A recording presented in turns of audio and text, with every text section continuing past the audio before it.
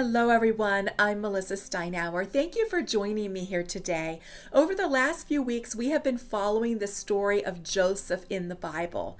And to recap for just a minute, we know that Joseph was favored by his father, Jacob. He was born to Jacob in his older age, and Jacob really favored him. We also know that when Joseph was 17 years old, his brothers became very, very jealous of him. So jealous that they devised a plan to get rid of him. And they put him into an empty well or an empty cistern. They sat down to have a meal.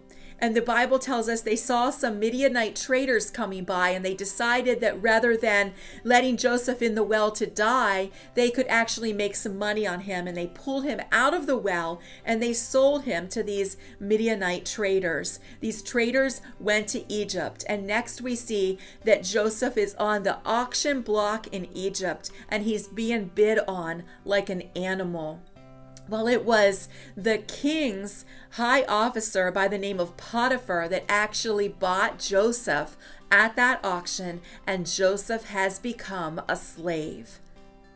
Now, Joseph worked very, very hard under Potiphar for 11 years. And the Bible tells us that Potiphar noticed Joseph's character and how hard he was willing to work. And so Potiphar put him in charge of everything. And all Potiphar had to concern himself with was what he wanted to eat for that day, because Joseph took care of everything else. Now, the Bible also tells us that Joseph was a very handsome man, and Mrs. Potiphar thought so too, because she wanted Joseph to come and sleep with her.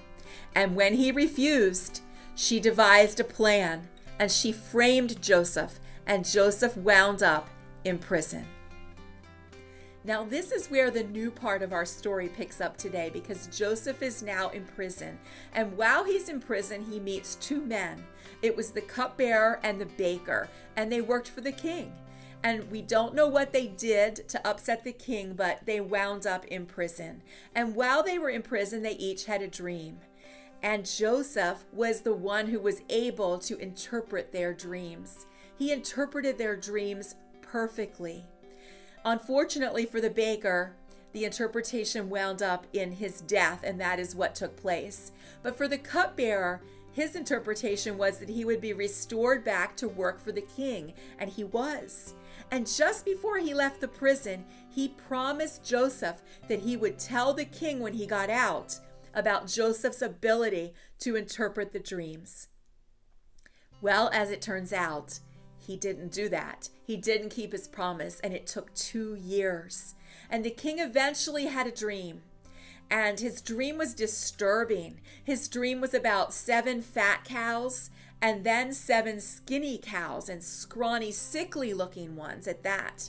But those scrawny, sickly-looking cows ate the fat cows up. And then he had another dream, and it was about 7 beautiful stalks of grain, followed again by 7 withered, shriveled up stalks of grain. But the withered and shriveled up stalks ate the 7 beautiful stalks. And no one, the Bible tells us, in all of Egypt, the wise men, the magicians, they could not interpret the dream. And that is when the cupbearer suddenly remembers that there's a man back in prison, and he can decipher, he can interpret the dreams. And so we see the king call for Joseph. And that is where we're going to pick up reading in Genesis chapter 41, verses 14 to 16. It says, Pharaoh sent for Joseph at once, and he was quickly brought from the prison. And after he shaved and changed his clothes, he went in and stood before Pharaoh. And then Pharaoh said to Joseph, I had a dream last night, and no one here can tell me what it means. But I have heard that when you hear about a dream, you can interpret it. And Joseph says, it is beyond my power to do this, but God can tell you what it means and set you at ease. Now, Joseph has impeccable character, and God has been making him into a man that he can use for the past 13 years. And Joseph does not take credit upon himself for his ability to interpret the dreams, but he gives all the credit back to God. Do you know that in John chapter 3, verse 27, it says that a person cannot receive even one thing unless it is given to him from heaven above? You know, today I want to remind you to take no credit for what you have or for what you have done. You know, God is the one who blesses, and what you have and what you can do, it's only by the will of God and the grace of God. You know, whatever talents you serve the Lord with, thank God for them and give credit to Him, because that is where the credit is truly due.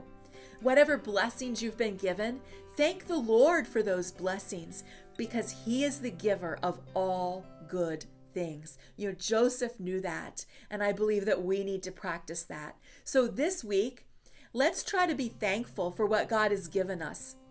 And let's give credit to where credit is truly due, and praise Him, because all good things truly come from His hand. You know, we have 2 more weeks to follow this story of Joseph, so share this video, and I will talk to you again next week.